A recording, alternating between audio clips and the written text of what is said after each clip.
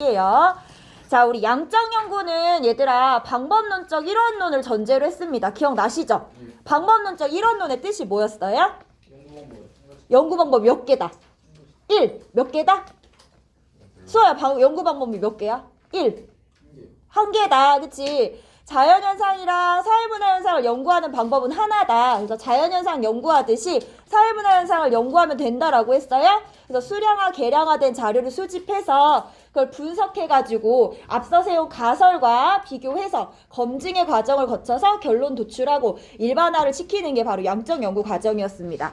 그래서 양적 연구는 요 가설 검증이 되게 중요해. 가설을 세우고 그 가설이 맞냐 맞지 않냐 하는 가설 검증이 되게 중요하단 말이야. 그래서 양적 연구 얘들아 뭐라고 얘기하냐면 앞으로 돌아와서 18페이지에서 여기 써볼까요? 양적 연구를 실증적 연구다 이렇게 불러요. 그러니까 수량화 계량화된 이런 자료를 수집해서 객관적인 사실을 수집을 해서 이거에 근거해서 가설을 검증하잖아. 그래서 검증에 초점이 있기 때문에 사실에 근거하여 증명하는 실증적 연구다 이렇게 부릅니다. 자, 실증적 연구 써볼까요? 시은이 수능 특강인디? 수능 특강인디? 18쪽. 수호 수능 특강 어디 갔어? 여기 갖고 왔는데. 됐어? 그래가지고 수호 그게 되게 속상했어. 그래서 아니 저 아직 안 혼났는데요? 아직 안 혼났어? 그럼 너 왜 교무실 왜 감겨? 원래요 다음 시간에 오래요. 아 잠시. 무슨 뭐 있는데요? 엘리베이터에서 있었던 일을 잘 생각해봐. 나도 잘 모르겠어. 아무것도 안 했는데. 아무것도 안 했어? 뭐 있다고요? 마스크 어디 갔어? 마스크. 태규 마스크. 몰라 두 번이나 됐어. 자, 실질적 연구라고 해. 그러면 뒤에 배울 질적 연구는 얘들아 있잖아. 어떤 행위자의 의미나 행위자의 행위의 의도, 동기들 해석해서 심층적으로 이해하는 것을 목적으로 하잖아요. 그래서 질적 연구는 해석적 연구다 이렇게도 부릅니다. 그래서 이렇게 실질적 연구했고 그 다음에 우리 요거 안 썼지. 연구 과정에서 중요한 거 요거 한번 써볼게. 자, 양적 연구 과정에서 가설을 설정해서 자료 수집까지 나아가는 과정이 있어요. 가설 설정은 잠정적 결론이지만 얘가 만약에 수용이 된다면 어떤 일반화된 이론으로 성립이 되겠지. 그래서 이론에서 구체적인 사례로 나아가는 걸 우리 연역적 과정이다 이렇게 불러요. 가설도 잠정적 이론인 거야, 일종의. 이 이론에서 자료 수집, 구체적인 사례로 나아가고 있어요. 이거를 연역적 과정이라고 합니다. 가인님, 오늘은 태블릿이 보이는데 태블릿을 뭐 하시려고? 그러면은 안 보이게. 옳지. 자, 가설 설정에서 자료 수집으로 나아가는 걸 연역적 과정이다. 호익이 선생님 필기도구 줄까? 오케이. 오, 손에서 슉 그렇게 보이네. 자, 반면에 또 이렇게 돼 있어. 양적 연구는 이제 구체적인 사례, 자료를 수집을 했죠. 그리고 나서 이제 결론을 도출을 하잖아. 이런 과정은 다시 구체적인 사례에서 일반적인 이론으로 나아가는 과정이야. 이런 과정을 우리는 귀납적 과정이다 이렇게 얘기해요. 그래서 자료 수집에서 결론 도출로 나아가는 과정을 귀납적 과정이다. 귀납적 과정. 양적 연구는 연역적 과정과 귀납적 과정 둘 다 나타나는 거지. 이렇게 봐주셔야겠죠. 연역이 이론에서 사례로 나아가는 거야. 귀납은 반대야. 사례에서 이론으로 나아가는 거야. 가설이 잠정적 결론이면 어떤 잠정적인 이론인 거잖아. 하나의 이론이 될 거지. 그래서 그 이론에서 사례로 나아가는 건 연역적. 왜 자료 수집은 구체적인 사례지? 다시 구체적인 사례에서 결론이라는 일반적인 이론으로 다시 가고 있죠? 그래서 귀납적 이렇게 얘기해요. 요런 거 과탐실에서 하더라 1학년 때. 주민아 기억나? 그래. 기억이 안 날 수 있지. 맞아. 뭐라고? 당연하지. 여기 이거 썼어? 오케이. 앞에 보여드릴게요. 앞에는 가설 설정에서 자료 수집으로 나아가는 거. 요거를 연역적 과정 이렇게 얘기해요. 아니 이거 자가키트 코로 하면 잘 안 나온다며. 이거 목으로 해야 된다며. 이거를 어떻게 이렇게 목에다 수비지? 어떤데? 목적 근처로 해보래? 태그 해봤어? 그 병원에서 이거를 목에다가 이렇게 비벼? 그렇구나. 쌤 누가 제 프랭크 먹었어요. 뭐라고? 어디 갔지? 뭔지 모르는지 왜 뭐라는데 아니, 여기 지금 뭐라고 한 거야? 수? 프랭크 하나 먹었대요. 진짜? 야 수호야 1학년에 이수호라는 애가 있어. 1학년 1반에. 쌤 1학년에 제인이라는 여자 있어요? 아니야 모르겠는데. 근데 1학년 1반에 이수호라고 있는데 같은 수호잖아. 내가 흠칫 놀랐어. 쟤도 수호? 근데 관장이고 너무 착하고 애가. 근데 저도 착한 건 아 착하긴 한데 그 착한 게 결이 달라. 예의도 바르고 대답도 잘하고 수호는 그냥 착해. 자 이렇게 썼어 태규야? 여기 거의 대학교 같네. 막 차 마시면서 하네 수업을. 쩐다리네. 그래서 이렇게 봤어요. 그래서 여기 했지 얘들아. 가치 중립과 가치 개입도 얘기했습니다. 주제를 선정하고 가설을 설정하고 연구 설계하는 단계까지는 연구자의 가치가 개입될 수밖에 없다고 했어. 근데 이렇게 자료를 수집하면서 결론 도출할 때는 연구자가 최대한 객관적으로 자료를 수집하고 분석하고 검증해야겠지. 그래야 사회문화 현상에 대한 왜곡이 없을 거잖아. 그래서 이 과정에서는 연구자의 가치가 개입돼서는 안 돼. 그래서 가치 중립을 지켜야 된다. 여기까지도 얘기했어요. 자, 장점 보겠습니다. 장점 같은 경우는 어떤 측정 그리고 계량화 통계 분석을 통해서 밑줄 그어볼까요? 정밀하고 정확한 연구 결과를 얻을 수 있대. 수치로 얘기하는 거니까. 또 법칙 발견이나 일반화 정립에 유리하다. 왜? 양적 연구의 목적 자체가 일반화나 법칙 발견이니까 그렇겠죠. 자, 단점 보겠습니다. 계량화하여 분석하기 곤란한 사회문화 현상의 연구에는 적합하지 않다. 예를 들면 이런 거. 인간의 주관적인 영역, 그러니까 내면 세계와 같은 인간의 주관적인 영역, 사랑, 외로움 이런 것들을 계량화하기에는 좀 곤란하죠. 어렵겠지. 그래서 이런 계량화하기 곤란한 사회문화 현상 연구에는 적합하지 않다라는 얘기야. 옛날에 나 인강을 들을 때, 나 임용 공부할 때, 나도 인강 듣고 공부했거든? 근데 좀 아이러니하긴 하다? 그, 임용 준비를 하잖아. 임용 준비를 하는데, 왜 등장하는 거지? 배재민과 한시영 갑자기? 저는 지금 학교 왔어요. 넌 지금 왔고, 재민이 어디 갔다 왔어? 몰라요. 아, 그래? 알았어. 일단 앉아. 여기서 수업 들어. 시원이 빨리 가야 돼. 야, 시원아, 핸드폰 넣고 너 빨리 수업 가. 야, 한시영 이동 수업이야, 빨리 가. 화학 가야 돼. 너 핸드폰 뺏겨놓고 또 정신 못 차렸네, 저 씨. 아니 아니 시간표. 아, 그런 거지? 알았어. 너 왜 그 또 오늘 수능 야, 그래 인정. 인정. 어제 내가 인강을 들을 때 인강 강사가 저 질문에 저 정의에 대한 거 계량화하여 아니야. 너 임정한 닮았다. 약간 닮았는데. 그래서 계량하여 분석하기 곤란한 사회문화 현상 연구에 적합하지 않다라는 걸 이런 식으로 설명을 해줬어. 얘네들은 있잖아. 양적 연구자들은 인간의 주관적인 영역, 내면 세계도 측정할 수 있다라고 보는 거야. 개념의 조작적 정의를 통해서. 그래서 이렇게 얘기하더라. 인간의 내면 세계 대표적인 게 사랑이지, 사랑. 이런 사랑에 대해서 양적 연구자들은 개념의 조작적 정의를 하겠죠. 그러니까 대표적으로 이렇게 개념의 조작적 정의를 했다고 쳐봐. 남자와 여자 간에, 남녀 간에 전화통화 횟수라고 해볼까? 이렇게 남녀 간의 사랑을 개념의 조작적 정의화했어. 이래갖고 사랑을 측정하겠다고 한 거야, 어떤 연구자가. 예를 들면 그렇지 않아? 사랑하는 사이면 전화 진짜 많이 하잖아. 그치 수호야? 내 여친하고 전화 많이 하지? 님들랑 많이 하지 않아? 닥치래 너 닥치래. 자 이렇게 얘기했어. 그래서 봤더니 수호가 어떤 여자랑 A란 여자애랑 진짜 전화를 엄청 많이 해. 영은이라고 해보자. 영은이랑 전화를 엄청 많이 해.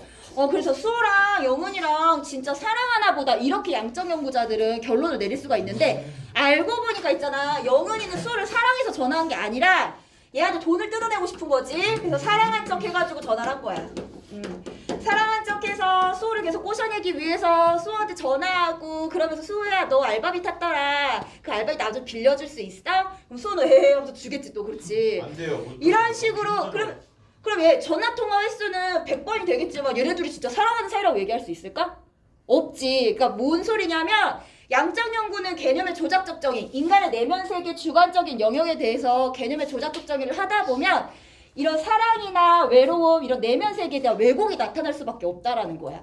그래서 이런 계량화 분석을 계량하여 분석하기 곤란한 사회문화 현상을 연구하는데 어렵다는 거. 어디 아파? 네? 19쪽 펴봐, 재민아. 그렇게 이해해 주시면 돼요. 그 다음에 행위 주체인 인간의 주관적 의도나 동기를 배제한 연구를 하더라. 밑줄 그어볼까? 자, 행위 주체인 인간의 주관적인 의도나 동기를 배제한 연구를 한대. 얘들아, 이 양적 연구는 지금 자연과학 연구랑 동일하다고 했잖아. 그리고 우리 자연과학 실험할 때 어떻게 해? 막 물을 끓인다고, 이제 물을 끓이는 실험을 한다고 해봐. 내가 그 속에 들어가서 물이 돼가지고 같이 끓진 않지. 물이 끓어지는 그 현상을 이렇게 멀리서 관찰하고 있는 거지. 그치 얘들아? 이거를 사회문화 현상에 적용을 해보면은 어떤 현상이 발생하고 있어. 사회문화 현상이 발생하고 있고 어떤 행위자가 행동을 해. 그럼 양적 연구자들은 이렇게 한 발짝 떨어져서 이렇게 관찰하고 있는 거야. 그럼 이걸 어떻게 얘기할 수 있어? 연구자와 연구 대상자가 분리돼 있는 거야. 여기까지 이해됐어? 여기까지 이해됐어? 수업? 그럼 연구자랑 연구 대상자가 분리되어 있으니까 누구야? 시윤아. 연구자와 연구 대상자가 분리되어 있으니까 어떤 행위자가 하는 행동을 이렇게 보고만 있지 그 행위를 할 때 가가지고 너 왜 무슨 생각으로 이런 행동했어? 무슨 동기가 있었던 거야? 물어보지 않는다고. 금쪽이. 어? 금쪽이. 뭐라고? 금쪽이? 금쪽이 왜? 금쪽이가 그러잖아요. 금쪽이가 그래? 금쪽이가 뭔데? 프로그램 그러지 않아요? 뭐라고? 아, 너 왜 그랬어? 이렇게 물어본다고? 맞아, 그게 맞는 거지. 근데 양정연구 그렇게 하지 않는다는 얘기야. 그래서 저 얘기가 나오는 거야. 인간의 행위 주체인 주관적 의도나 동기를 배제한 채 연구하더라. 왜? 연구자랑 연구 대상자가 분리되어 있기 때문에 마치 자연, 과학에서 실험하는 거를 연구자가 이렇게 구경하는 것처럼 사회문화 현상 양적 연구에서도 연구자가 이렇게 구경하고 있다라는 거야. 관찰하고 있다는 거야. 멀리 떨어져서. 그래서 행위에만 초점을 맞춘 연구다. 그래서 어떻다? 피상적인 연구에 그칠 수 있다. 어떤 행위 자체에 초점을 맞췄기 때문에 그 동기나 의도에 대해서 심층적인 이해가 어렵더라. 그래서 겉으로만 보는 그냥 피상적인 연구가 이렇게 겉에 이게 가죽 피자잖아. 그러니까 겉으로만 이렇게 판단할 수 있는 연구가 될 수 있다는 얘기예요. 자, 이렇게 해서 양적 연구 마무리했고요. 이제 오늘은 질적 연구 하겠습니다. 질적 연구 전제 중요하겠죠? 우리 재민이 19쪽 펴볼까? 자, 질적 연구 전제 밑줄 긋고 가겠습니다. 방법론적 이원론 밑줄 그어볼까요? 방법론적 이원론. 서호야, 일어나봐. 우리 예쁜 서호. 우리 예쁜 서호. 우리 예쁜 서호. 자, 방법이 두 개라는 거야. 그러니까 질적 연구는 사회문화 현상하고 자연현상하고 다르대. 어떤 다른 특성? 예를 들면 사회문화 현상은 가치 함축적이지만 자연현상은 몰 가치성이었지. 그렇기 때문에 서로 다른 특성을 지니고 있기 때문에 자연현상 연구하는 방법으로 사회문화 현상을 연구하면 안 된다라는 거야. 그래서 자연현상을 연구하는 방법과 사회문화 현상을 연구하는 방법은 달라야 된다라고 보는 게 질적 연구입니다. 그래서 방법론적 이원론. 그러면 사회문화 현상을 어떻게 연구해야 되냐? 이렇게 보는 거예요. 연구 대상자의 생활세계에 대한 관찰이나 면담 등으로 자료를 수집하여 연구자의 해석을 통해 결론을 도출한다. 그래서 해석적 연구 이렇게도 얘기합니다. 자, 목적이 뭐예요? 현상에 대한 행위자의 주관적 의미 및 행위 동기에 대하여 심층적으로 이해하고자 한다. 그러니까 재민이가 이렇게 지금 스탬플러를 넣었다가 뺐다가 열었다가 하는 이 행동에 숨겨진 의미가 있다라고 보는 거지. 이 의미에 대해서 이제 알고 싶다라는 거야, 질적 연구자들은. 그럼 이제 재민이랑 어떻게 해야 될까? 질적 연구자들은? 재민이가 왜 이런 행동을 하는지 재민이랑 얘기해보고, 재민이 옆에 가서 재민이의 생활을 관찰해보고 이렇게 해야겠지. 그래서 보다 연구 대상자랑 이렇게 밀착해서 연구하는 게 질적 연구라고 생각하시면 돼요. 자, 기본 입장을 보면 얘는 자연현상하고 사회문화 현상하고 다르다는 얘기를 계속 합니다. 자, 사회문화 현상은 주관적 의도나 동기를 지닌 인간이 주체가 되어 만들어가는 현상이다. 그래서 사회문화 현상에 대한 측정, 계량화, 통계 분석 이런 거 중요시하는 게 양적 연구죠. 자, 이거에 인간에 의해 주관적 의미가 부여되고 구성되는 사회문화 현상을 이해하기 곤란하더라. 자, 자연현상과 달리 사회문화 현상은 상황 맥락 속에서 규정되는 사회문화 현상의 주관적 의미를 이해하는 게 중요하다. 지금 쭉 1번부터 몇 번까지야? 3번까지 읽어보면 우리가 배웠던 관점 3가지 중에 많이 떠오르는 관점 있지 않아? 어떤 관점이랑 많이 비슷해 보여? 의미 부여, 주관적 의도나 동기, 뭐 어떤 거? 그렇지. 상징적 상호작용론이랑 매우 비슷해 보이죠? 그래서 여기 나와 있어요. 밑에 보면. 자, 상징적 상호작용론의 관점에서 접근하는 학자들은 자연스럽게 질적 연구를 선호하게 된다라고 봅니다. 그러면서 쭉 밑에 나와 있는데 이제 맨 밑에 얘기하고 싶은 게 이건가 봐. 그러면 상징적 상호작용론은 론자들은 질적 연구하고 기능론자들은 질적 연구하면 안 되겠네요? 누가 이렇게 질문했나 봐. 아니라는 거야. 주제에 맞게 기능론자든 갈등론자든 상징적 상호작용론자든 연구 방법을 선택해서 하면 된다. 그런 얘기가 나와 있어요. 그래서 한번 쭉 읽어보시면 됩니다. 아시겠죠? 뒤로 넘어가 볼까요? 자, 이제 연구과정이에요. 연구과정 상당히 심플합니다. 1번부터 4번까지밖에 없어. 얘네들은 어떤 법칙이나 일반화의 과정을 거치고자 하는 게 아니기 때문에 가설을 설정할 필요가 없어요. 그러면 그 가설을 검증할 필요도 없겠지. 그럼 두 가지의 과정이 이제 없어지는 거야. 그럼 볼게요. 자, 이제 문제 인식 및 연구 주제를 선정하는데 연구 주제는 주로 주관적 세계에 대한 심층적인 이해의 필요성을 느끼는 주제라는 거죠. 자, 주제를 한번 비교해 줄게. 일단 여기 주제 선정까지만 밑줄 그어보고. 자, 우리 교과서 보면 있잖아. 교과서 그냥 여기 띄워놓은 거 보세요. 40쪽은 양적 연구에 대한 우리 연구 그 과정이었지. 보면 자녀와의 관계가 고령 은퇴자 삶의 만족도에 미치는 영향. 그러니까 자녀와의 관계랑 삶의 만족도의 관계에 대해서 궁금했던 거야, 이 주제는. 그러니까 양적 연구에 적합했던 거고. 자, 41쪽에 보겠습니다. 41쪽은 완전히 달라요. 보면 고령 은퇴자에게 사회적 관계망이 지니는 의미, 요게 주제야. 자, 고령 은퇴자에게 사회적 관계망이 지니는 의미는 은퇴자마다 다르겠지. 그러니까 마다 다르니까 이거를 하나의 계량화, 수량화된 수치로 얘기하기가 어렵고 한 명 한 명 만나서 얘기를 통해서 이 사람의 심층적인 세계를 이해할 수 있어야 되는 거야. 그래서 이런 연구는 이제 질적 연구를 해야 된다라는 거죠. 그래서 어떤 의미로 작용하는지가 궁금해졌다 이렇게 나와요. 지금 방금 주제를 보여드렸잖아요. 나중에는 문제에서 연구 주제만 보고 양적인지 질적인지도 판단할 수 있어야 돼요. 그렇게 문제가 나와요. 자, 그래서 이제 주제 선정했고 이제 바로 가설 설정하는 거 없이 연구 설계를 합니다. 연구 설계는 어떤 연구에 필요한 세부적인 계획을 설계하는 과정이죠. 그래서 주제 선정, 연구 설계 2단계 역시 연구자의 가치가 개입될 수밖에 없겠지. 자, 그 다음에 이제 자료 수집과 해석이 있어요. 자, 자료 수집은 밑줄 그어볼까요? 주로 참여 관찰이나 면접을 이용하더라. 재민아, 참여 관찰이 뭘까? 참여 관찰? 왜? 여기 참여 관찰이 있어. 자료 수집 및 해석에 참여 관찰이 뭘까? 관찰하는 거. 맞아. 관찰하는 건데 어떻게 해야 관찰한다고? 이 행위자의 일상 세계에 연구자가 참여해서 관찰하는 거야. 그러니까 한마디로 재민이랑 하루를 같이 살아보는 거야. 그럼 재민이가 어떻게 루틴이 어떻고 어떤 생각을 하고 있는지 좀 더 밀착해서 알아내기 쉽겠지. 그러니까 재민이의 마음이나 의도나 동기를 정확하게 이해하기 쉽겠죠. 면접은 뭐야? 면접은? 대화를 통해서 자료를 수집하는 거지. 이게 면접이에요. 그래서 질적은 주로 참여 관찰이나 면접을 사용합니다. 그래서 자료를 수집하고 여기 되게 중요하지. 밑줄 그어봅시다. 비공식 자료의 수집도 중시한다. 비공식 자료의 수집도 중시한다. 비공식 자료의 수집도 중시한다. 자, 비공식 자료라는 거는 써봐 얘들아. 예를 들면 일기, 낙서, 편지 이런 걸 얘기해. 너 어디 아파? 어디 아파? 어디 아파? 오늘? 허리가 아파서 필기는 좀 할 수 있어? 필기 좀 해 그럼. 뒷페이지. 자, 일기, 낙서, 편지 이런 게 비공식 자료야. 그러면 반대되는 게 공식적 자료일 텐데 공식적 자료는 그 느낌만 들어봐. 논문, 서적, 신문 이런 게 공식적 자료야. 어떤 신뢰성이 좀 높은 자료들.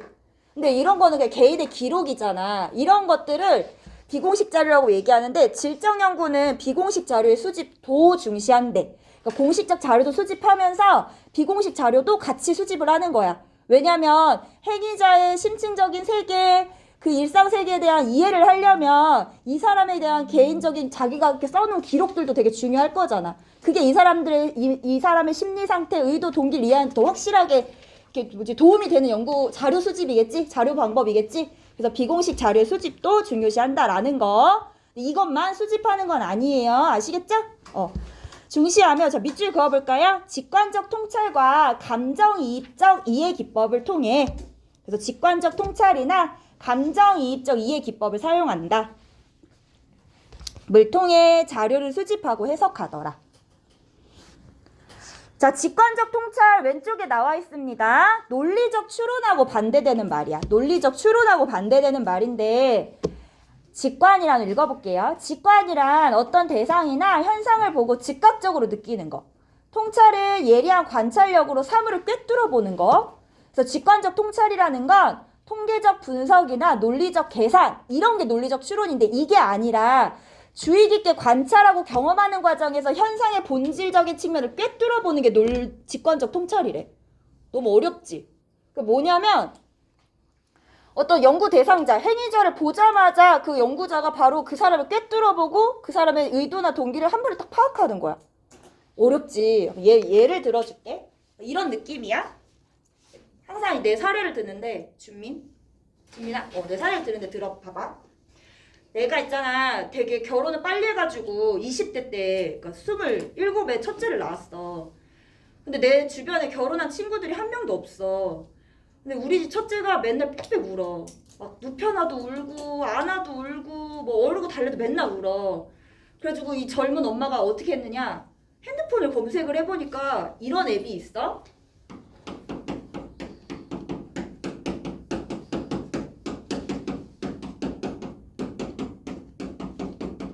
이런 앱이 있더라고. 이런 앱이 있어. 그래서 이걸 어떻게 하냐면 이 앱을 켜고 애기가 응애응애 울잖아? 그러면 이제 녹음하듯이 딱 옆에다 갖다 대. 그러면 지 분석하면 딱 나와. 배가 뭐가 고픕니다. 원하는지? 어? 뭘 원하는지. 뭘 원하는지가 나와. 기저귀를 갈아주세요. 졸립니다. 이렇게 나온 앱이 있더라고. 이 앱 어떻게 만들었을까? 일단 자료 수집 하겠지. 그렇죠. 애기 울음소리, 다양한 애기 울음소리를 싹 수집을 해가지고 얘들이 배고플 때 우는 소리 수집하고 기저귀 갈아달라는 소리 이렇게 수집해가지고 일반적으로 결론을 내렸을 거야. 배고플 때 뭐 음파나 파동이나 목소리의 높낮이나 이런 것들, 아기 울음소리의 길이나, 그치? 이런 거를 통계 분석한 거지. 그럼 이 앱은 논리적 추론으로 만들어 놓은 앱이야. 여기까지 됐어? 그래서 내가 우리 애를 이 앱으로 이제 며칠을 키우기 시작했어. 처음에는 띡 하니까 으아 울어. 그래서 배가 고픕니다. 그래서 우유 주니까 겁나 잘 처먹더라고. 그래서 이 앱이 잘 맞네? 이렇게 생각을 했는데 이 앱은 얘들아 일반화 시켜놓은 거니까 우리 애의 특성에 맞게 만들어 놓은 게 아니잖아. 다르게 됐어. 그러니까 안 먹힐 때가 생기는 거야, 이 앱이. 근데 내가 얘랑 이제 100일 정도 살아봤거든? 이제 이런 얘기 들어봤어? 100일쯤 키우면 100일에 기적이 온다고? 애기를? 아니 100일이 환장이 와. 진짜 더 환장할 것 같은데 이제 100일쯤 되니까 한마디로 저기처럼 내가 쟤를 주의 깊게 관찰하고 경험을 해보니까 이제는 알겠어. 얘가 응애 울기만 해도 밥 먹을 시간이네. 그러니까 내가 바로 직관적 통찰. 쟤를 바로 꿰뚫어 보는 거야. 우유 주면 바로 먹어. 응애 하자마자 내가 기저귀 갈아주잖아. 그럼 바로 기저귀 갈았다고 좋았다고 이렇게 웃어. 이게 바로 직관적 통찰인 거야. 알겠지? 이런 느낌인 거야. 그럼 직관적 통찰 이런 게 생기려면 내가 연구 대상자를 오래 보고 같이 깊게 얘기를 나눠야지 직관적 통찰이 생기는 거지. 그래서 질적 연구는 양적 연구에 비해서 조금 더 소수의 사례에 집중해서 그 사례 행위자를 심층적으로 이렇게 파고들고자 한다라는 거. 그래서 조금 더 길게 보고자 한다라는 거. 이렇게 알아두시면 될 것 같아요. 자, 그 다음에 질적 연구에서는 밑줄 그어볼까요? 자료의 수집과 해석이 동시에 이루어지기도 한다. 아까 면접을 한다고 했잖아. 예를 들면 그럼 내가 이렇게 재민이한테 물어봐. 재민아, 오늘은 허리가 아팠어? 허리가 아팠어? 허리가 뭐 자주 아파? 아니요. 그러면 언제 이렇게 아파? 오늘 아파? 오늘만 아픈 거야? 어제도 아팠게. 어제도 아프고. 재민이 허리가 아팠을 때 어때? 불편해? 예. 앉아있기 힘들어? 앉아있는 게 제일 편해. 그럼 나 이렇게 재민이랑 대화하는 과정 속에서 재민이가 허리 아팠을 때 어떤 감정을 느꼈고 앉아있기 힘들어서 그때 표정이 안 좋고 이런 걸 내 머릿속으로 해석하고 있지. 그래서 이렇게 수집과 해석이 동시에 이루어지기도 한다라는 거 알고 계시면 돼요. 위에 거 안 했네. 자, 요거 안 했네. 자, 그리고 보면 여기 직관적 통찰뿐 아니라 감정이입적 이해기법을 사용한대. 감정이입적 이해는 우리 어디서 많이 나와? 국어 시간에 많이 나올까? 국어 시간에 문학 작품을 어떻게 하자? 등장인물이 되어서 생각해보자. 이게 감정이해지? 감정이입이지? 여기 나오네, 여기. 감정이입적 이해라는 건 연구 대상자의 상황에 연구자가 그 맥락 속으로 들어가는 거야. 연구자가 연구 대상자의 상황과 맥락 속으로 들어가 그들의 입장이 되어 그들의 행위가 갖는 의미를 해석하는 방법이다. 자, 감정이입을 하는데 연구자의 감정을 이입한다? 연구 대상자한테 연구자의 감정을 이입하는 게 아니라 연구 대상자의 감정이 돼보는 게 감정이입적 이해야. 그러면 재민이의 속마음을 내가 보다 더 확실하게 정확하게 알 수 있는 거지. 그래서 감정이입적 이해 기법은 오히려 연구 대상자의 입장을 정확하게 이해할 수 있는 수단이 될 수 있다라는 얘기예요. 여기 나오는 게. 볼게요. 자, 자, 질적 연구에서는 연구자가 자료를 수집하고 해석할 때 직관적 통찰이나 감정이입적 이해의 방법을 사용하기도 한다. 그럼 이제 보면 이게 과학이냐 이렇게 생각할 수 있잖아. 그래서 나오네. 이러한 방법들은 자연스레 연구 결과의 객관성을 의심하는 요인이 된다. 왜냐하면 연구자가 자신의 주관적인 가치를 가지고 자의적으로 자료를 해석해서 왜곡된 연구 결과를 초래할 수 있다는 것이다. 자, 그러나 직관적 통찰이나 감정이입적 이해를 활용한다고 해서 그것이 곧 주관적인 이해를 의미하는 것은 아니라는 거야. 예를 들어 감정이입적 이해는 밑줄 그어보자. 이거 중요해. 연구자 자신이 아니라 연구자 자신의 감정을 이입시키는 게 아니라 연구 대상자의 입장이 되어서 이해하려는 것이기 때문에 오히려 연구 대상자를 이해하는 더 정확한 이해 수단이 되더라. 즉 질적 연구자가 연구자의 직관적 통찰이나 감정이입적 이해를 활용한다고 해서 연구자 자신이 가진 편견이나 가치에 의해서 자의적으로 판단하는 것은 아니다. 자, 질적 연구도 과학적인 연구 방법이기 때문에 연구자도 최대한 객관적인 태도를 유지하고자 노력한다라는 거예요. 근데 이제 단점이 뭐냐면 그렇게 노력은 하지만 아무래도 계속 재민이랑 내가 얘기를 나눠보고 재민이 생활 속에서 같이 생활하다 보면 나도 모르게 재민이한테 감정이 생겨가지고 좀 객관적으로 바라보기가 어려워지겠지. 그래서 연구자의 가치나 주관이 개입될 가능성이 크다라는 거예요. 질적 연구는. 그래서 나오네. 여기 단점, 비판. 바로 나오죠? 연구자의 주관이 개입될 우려가 크다는 비판을 받는다. 이게 바로 단점이에요. 장점은 뭐겠어요? 사회문화 현상의 이면에 담긴 의미를 심층적으로 이해하는 데 유리하더라. 이게 목적이니까. 하지만 단점은 얘들은 일반화나 법칙 발견이 목적이 아니지. 그래서 일반화나 법칙 발견이 어렵고 방금 얘기했던 거 연구자의 주관이 개입될 우려가 크다라는 겁니다. 다녀오세요. 질적 연구 생각보다 심플하죠? 자, 우리 교과서 41페이지 보면은 질적 연구 과정이 나와 있어요. 보시면 이제 문제를 인식했고 연구를 설계합니다. 세부적인 연구 계획을 설계하는데 저기 면접 조사를 한다라고 나와 있어요. 그 면접법을 사용하고 있는 거고 몇 명을 대상으로 하냐 보면 10명을 대상으로 한대. 앞에 양적 연구는 보면 500명을 대상으로 했거든. 그러니까 좀 자료의 양이 많아. 사례의 양이 많아. 왜? 법칙이나 일반화를 하는 게 목적이기 때문에. 그런데 얘들은 10명인 거 보니까 소수의 사례에 집중하고 있지. 왜? 소수의 사례에 집중해서 심층적으로 이해하고자 하기 때문에 그렇습니다. 아시겠죠? 그래서 자료 수집하고, 자, 자료를 분석하는 게 아니라 해석을 합니다. 수집된 자료가 가지는 의미를 해석하고 있는 거야. 그래서 결론을 도출하는 거 역시 그 사회문화 현상에 대한 의도나 동기, 행위자의 의도나 동기에 대한 심층적인 이해에 관련된 결론을 도출하고 있다라는 점. 그래서 꼭 비교해서 40조하고 41페이지 보시면 될 것 같아요. 얘들아, 너무 힘들어하고 말도 없고, 그치? 앞에 있는 사람 겁나 뻘쭘하고. 자, 질적 연구는 가설 설정하는 과정이 없지. 그치, 가희야? 그래서 써볼까? 얘들은 자료 수집에서 바로 결론 도출로 나아갑니다. 주제 선정하고 설계한 다음에 구체적인 사례인 자료를 수집해서 마지막에 결론을 도출해. 어떤 일반화, 이론적인 걸 도출해낸다고. 그래서 귀납적 과정이 나타난다. 이렇게 보시면 돼요. 귀납적 과정이 나타난다. 귀납적 과정이 나타나는 연구 과정이다. 재민이 손이 되게 예쁘다. 이런 거 약간 성희롱 발언인가? 손이 예뻐. 네가 기분이 나쁘고 성희롱이지. 신고하겠네. 오씨, 신고하겠네. 그래서 여기 보면 우리 요거 한번 써봅시다. 자, 양적 연구랑 질적 연구 요런 선지가 있어. 양적 연구는 어떤 현상에 대해서 설명을 중시하는 연구라는 거야. 설명을 중시해. 이 설명이라는 사전적 의미를 찾아보면 이런 식으로 나와 있어. 인과관계를 서술하다. 인과관계를 이야기하다. 이런 식으로 설명에 대한 정의가 나와 있거든. 그러니까 설명이라는 말 속에는 어떤 원인과 결과가 되는 관계를 이렇게 표현하고 이야기하고 서술하고 이런 의미가 포함되어 있습니다. 그럼 인과관계에 관심이 있는 게 양적 연구잖아. 법칙 발견, 독립변인과 종속변인 간의 관계, 그래서 설명을 중시하는 연구 이렇게 얘기해요. 반면에 질적 연구는 현상에 대한 기술을 중시하는 연구다 하는데 이 기술이라는 건 기록하여 서술한다 이런 의미예요. 기록하여 서술한다의 의미를 기술 이렇게 줄여서 얘기합니다. 서우는 깨웠지만 잔다. 우리 민우도 책을 보지만 이제 잔다. 수호는 잔다. 수호가 언제까지 안 잘 수 있을까 기대해 보았는데 이제 잔다. 단 거에 취했나?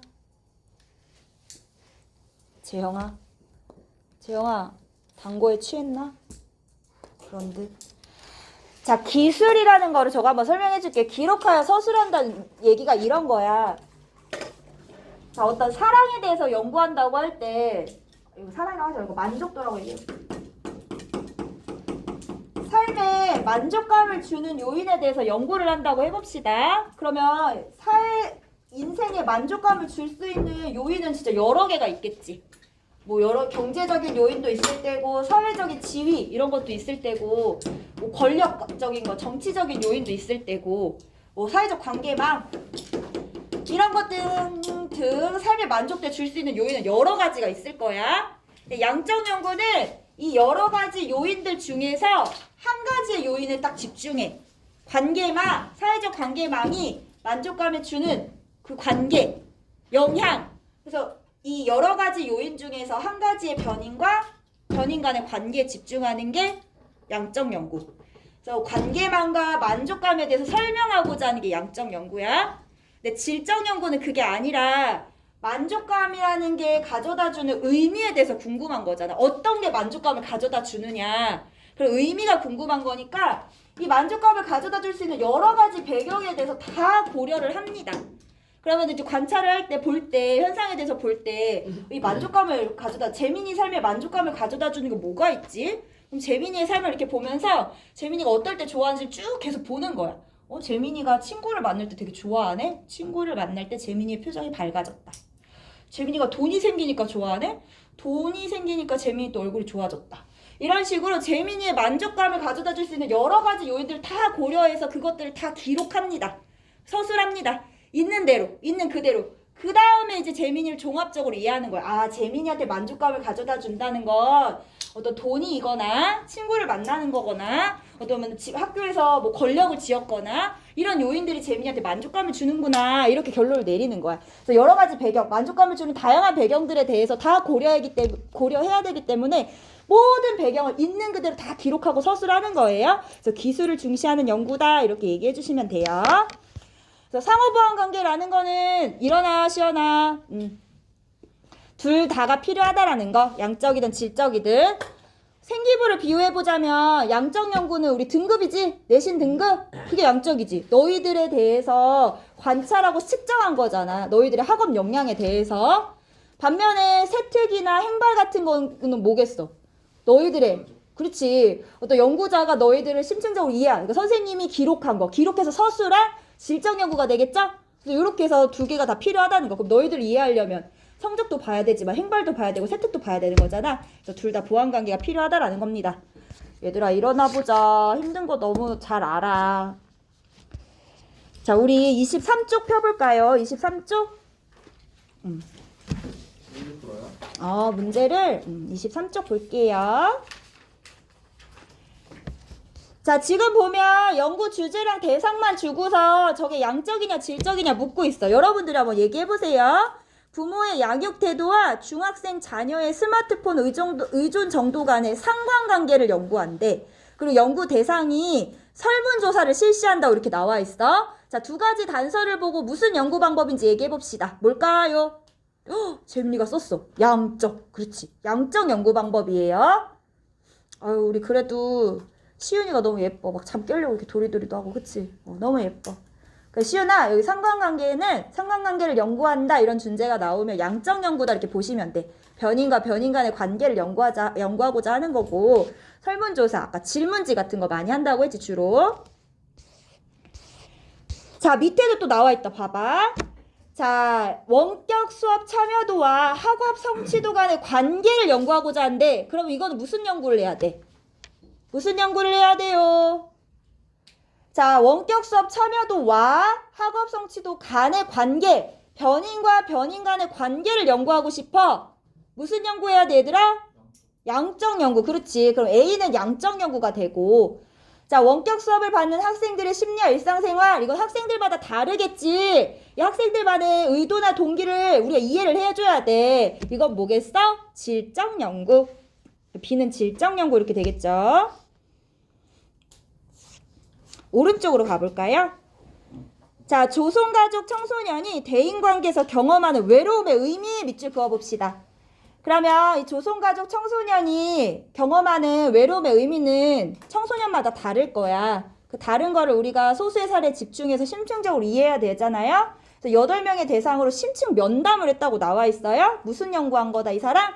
질적 연구했다 이렇게 보시면 돼요. 자, 2번 볼게요. 해석보다 설명을 중시한다 나와 있네. 해석을 중요시하는 건 질적 연구야. 설명은 뭐겠어? 양적 연구. 아까 얘기했지? 설명을 중요시하는 게 양적 연구다. 자, 4번 선지. 이게 정답이 4번이야. 질적 연구는 연구자가 연구 대상으로부터 분리되기 어렵다고 봅니다. 아까 양적 연구할 때 내가 얘기했잖아. 양적 연구는 자연과학에서 실험하듯이 실험한 거를 관찰하듯이 연구자랑 연구 대상자가 분리될 수 있다라고 봐요. 그래서 행위에 초점을 맞췄기 때문에 피상적인 연구에 그칠 수 있다라고 했잖아. 근데 질적 연구는 어때? 오히려 이 사람이 무슨 생각을 하고 있는지 행위자의 의도나 동기를 파악하기 위해서 좀 더 밀착돼서 연구를 하죠. 직관적 통찰, 감정이입적 이해, 참여 관찰, 면접 이런 거 한단 말이야. 그러면 연구자랑 연구 대상자가 분리되기가 어려운 거야. 그래서 어떻게 된다고? 객관적인 연구가 좀 어려워져서 연구자의 주관이나 가치가 개입될 여지가 커진다라는 얘기예요. 이제 그게 단점으로 작용되는 거지. 자, 밑에 문제 3번하고 4번 보겠습니다. 자, 3번하고 4번 보면 3번 선지에 공식적 자료의 수집을 중시한다. 이거는 양적이든 질적이든 공통점이에요. 공통점. 왜? 얘네들은 과학을 연구한 사람들이잖아. 과학적인 연구 방법이기 때문에 신뢰할 수 있는 공식적 자료의 수집도 중요시하고 질적 연구는 플러스 모도 비공식 자료의 수집도 중요시한다는 얘기야. 개인의 기록 같은 거, 편지, 일기 이런 거. 자, 4번 볼게요. 사실과 가치가 엄격하게 분리될 수 없음을 전제로 한다라고 했어. 자, 사실과 가치가 분리될 수 있다라고 보는 게 양적 연구야. 이 얘기가 위에 연구자와 연구 대상자가 분리될 수 있다라고 보는 말이랑 같습니다.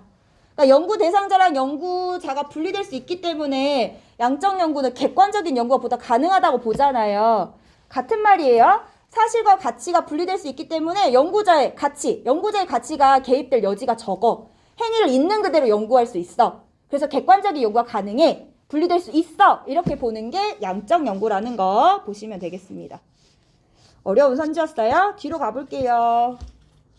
사실과 같이 엄격하게 분리될 수 있다고 하는 양쪽. 분리될 수 있다라고 보는 게 양적이고 그 말이 연구자랑 연구 대상자랑 분리될 수 있다라는 말과 같습니다. 같은 의미야. 그러니까 즉 객관적인 연구자의 가치나 주관에 개입될 여지가 적다라는 걸 얘기해요. 자, 24쪽 볼게요. 24쪽. 얘들아 너무 힘들면 어떡하지? 자, 요즘에 나오는 스타일은 요 2번 문제처럼 나와. 그러니까 양적이나 질적을 드러내고 물어보진 않고 이렇게 연구 과정을 써주고 이 관련된 개념들을 주로 물어보는 게 이번 여기 이제 실험에서 나오는 스타일이야. 그럼 주제를 볼게. 중학생의 아동학대 피해 경험과 비행 발생의 관계에 대해서 궁금하대. 관계. 그쵸. 또 상관관계에 대해서 궁금해하고 있는데, 지금 준민이가 양적이에요 했는데 가설까지 설정하고 있지. 그러니까 완전한 양적 연구라는 거 볼 수 있어요. 자, 아동학대 피해 경험은 중학생의 비행 발생 가능성을 높일 것이다. 자, 양적 연구에서 그러면은 가설이 중요하다고 했는데 가설은 독립변인과 종속변인으로 이렇게 서술해야 된다라고 했어. 자, 독립변인 찾아봅시다. 둘 중에 독립변인 뭐예요? 그렇지, 얘가. 아동학대 피해 경험이 비행 발생 가능성에 영향을 주고 있는 거잖아. 그럼 비행 발생 가능성이 뭐다? 종속변인이 됩니다. 여기까지 찾아냈어요? 그러면 니은이 독립변인이 되고 디귿이 종속변인이 될 거예요. 나와 있네. 니은은 독립변인, 디귿은 종속변인이다. 그래서 니은은 바로 정답 이렇게 찾아줄 수 있겠지. 자, 그러면서 이제 보면 조사 방법은 1000명을 무작위로 선정해서 설문조사하고 있다는 거 보이죠? 그 다음에 조사 내용 해가지고 아동학대 피해 경험 있냐 없냐, 비행 경력 있냐 없냐로 조사했습니다. 그리고 나서 조사한 거를 이렇게 분석했어. 기준에 따라서 변인과 변인을 기준으로 해서 이렇게 수치화했습니다. 자, 기억선지 볼게요. 바로 나오는 게 지금 모집단하고 표본 나와요. 자료 수집 방법에서 할 텐데 여기서 알고 갈게요. 자, 써볼게요. 모집단은 있잖아. 모집단은 연구 대상이 되는 전체 집단을 얘기합니다. 자, 모집단이란 연구 대상이 되는 전체 집단을 이야기한다. 자, 모집단이란 연구 대상이 되는 전체 집단이래, 재민아. 모집단은 연구 대상이 되는 전체 집단을 의미해요. 자, 그러면 이 연구에서 모집단은 뭘까요? 중학생. 그렇지, 정답. 중학생. 중학생의 아동학대 피해 경험과 비행 발생 가능성의 관계에 대해서 궁금한 거잖아. 가설도 그렇고. 그래서 가설이나 주제를 보면 모집단을 알 수 있어. 연구 대상이 되는 전체 집단. 근데 우리 중학생을 다 조사하기에는 너무 많지. 그럼 실제 자료 조사를 위해 선택되는 집단이 있을 거야. 일부만 선택해서 그 중학생에 대해서 조사를 해보면 되잖아. 저 변인 간의 관계에 대해서. 자, 그렇게 해서 만약에 뽑는다. 전체 중학생을 다 조사하기 어려워서 일부 중학생만 뽑았다. 실제 조사하기 위해서. 그걸 우리는 표본이라고 해요. 그러니까 모집단 중에서 실제 조사를 위해 선택된 집단이 표본인 거야. 모집단 중에서 실제 조사를 위해 선택된 집단을 표본이라고 한다. 그럼 여기서 표본 찾아봅시다. 여기서 표본은 뭘까요? 표본이 뭘까요? 아동학대 피해 경험. 모집단 중에서 모집단이 중학생이었는데 중학생 다 조사하기 어려우니까 실제 설문조사하려고 선택된 집단이 있어. 누굴까 여기서? 뭘까? 어딜까? 표본은? 몇 명을 선정했대?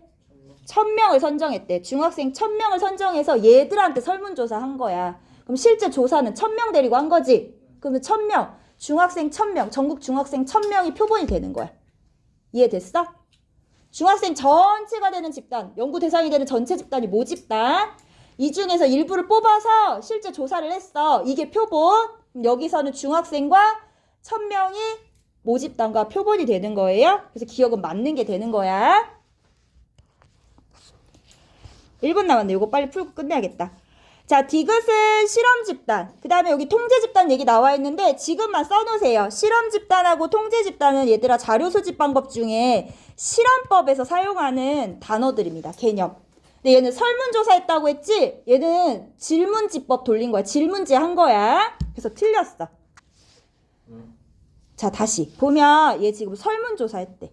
그럼 얘 설문조사 한 거지 실험한 게 아니잖아. 실험법에서 주로 실험 집단, 통제 집단이라는 말이 나와요. 그래서 얘는 틀린 거야.